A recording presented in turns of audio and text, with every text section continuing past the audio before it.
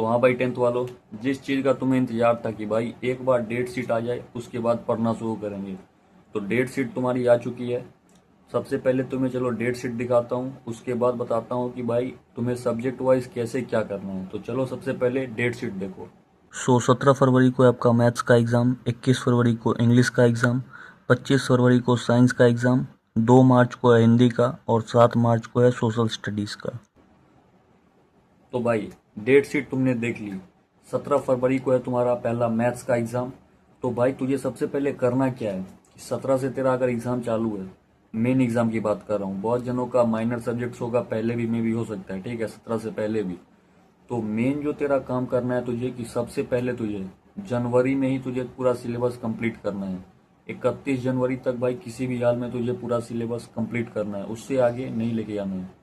अब syllabus complete अगर मैं करने की बात करूं तो हर सब्जेक्ट में अब क्या करना है मैं सब्जेक्ट वाइज बताता हूं। सबसे पहले बात करूं अगर मैथ्स की, अगर तूने अभी तक कुछ भी नहीं किया है तो सबसे पहले अब तेरा क्या काम है, किसी भी टीचर को पकड़ ले जिससे तुझे समझ में आता है, और लेक्चर ऐसा कहीं से देखना कि उसमें पूरा एनसीईआरटी का हर एक क्वेश्चन कवर कराया जाए, ठीक है।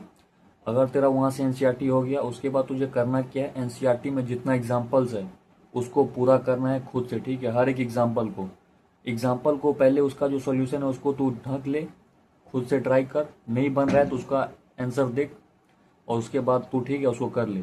इसको भाई तुम्हें एनसीईआरटी को 3 से 4 बार करना है, ठीक है।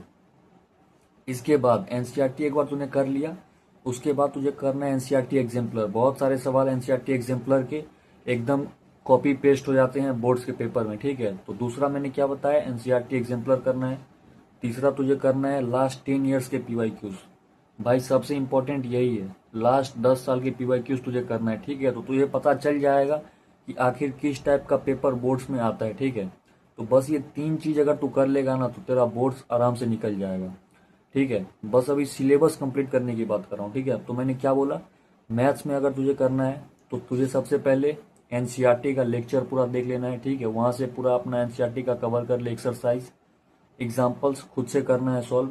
उसके बाद एनसीईआरटी एग्जाम्पलर करना है तुझे, और उसके बाद पीवाईक्यू लास्ट 10 ईयर्स का। इतना अगर तू कर लेता है एक बार, जनवरी तक कर लेता है, ठीक है, तो फरवरी में जो लास्ट के तेरा 15 दिन 16 दिन है उसमें बस तुझे सैंपल पेपर करना है और रिवीजन करना है। उसमें ऐसा नहीं रखना है कि भाई उसी में अब हम चैप्टर खत्म कर रहे हैं।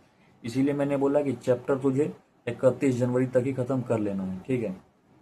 अब साइंस की अगर बात करें तो साइंस में भी सेम, अगर तूने अभी तक कुछ नहीं किया है, सबसे पहले वन शॉट लेक्चर उठा, ठीक है, किसी भी टीचर का जिससे भी तुझे समझ आ रहा है उसका उठा, आराम से पूरा चैप्टर का लेक्चर देख, समझ उसको, और साथ के साथ तू उसका नोट्स बना ले, ठीक है।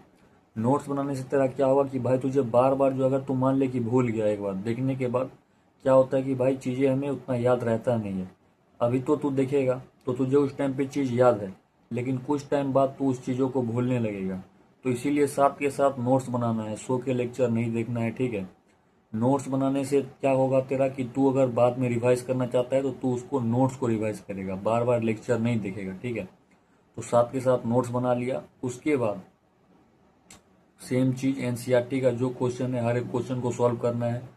एनसीईआरटी को भाई हर एक सब्जेक्ट में पूरा मतलब सबसे ऊपर टॉप लेवल पे रखना है, ठीक है, उसको सबसे पहले करना है।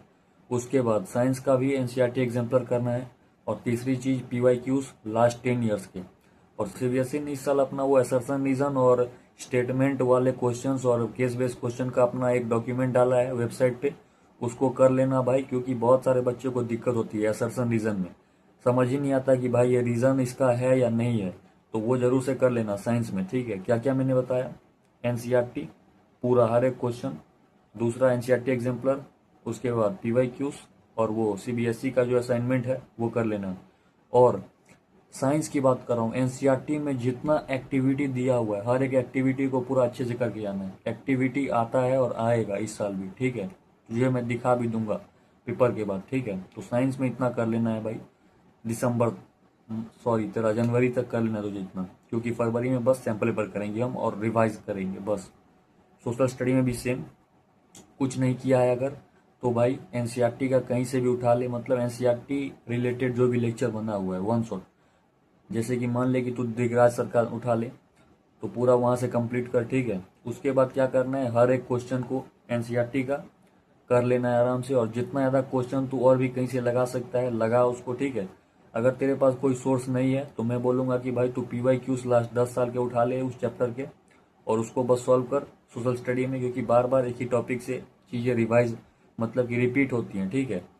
ऐसा नहीं है कि भाई इस साल कहीं से आ गया अगला साल कहीं से आ गया, चीज़ें रिपीट होती हैं। तो बस यही सब बेसिक चीज़ें हैं, कर इसको आराम से। अपडेट सीट आ चुकी है, अब लेट मत कर भाई, क्योंकि फिर सोचेगा कि भाई अब प्री बोर्ड आएगा तब पढ़ूंगा, उसके बाद पढ़ूंगा, तो भाई फिर बहुत देरी हो जाएगी। अभी टाइम है भाई, अब लग जा अच्छे से, ठीक है। चलो थैंक यू। और अगर तुझे इंग्लिश और हिंदी का भी चाहिए कि भाई क्या करे उसमें, तो कमेंट करना, मैं बता दूंगा। चलो टेक केयर।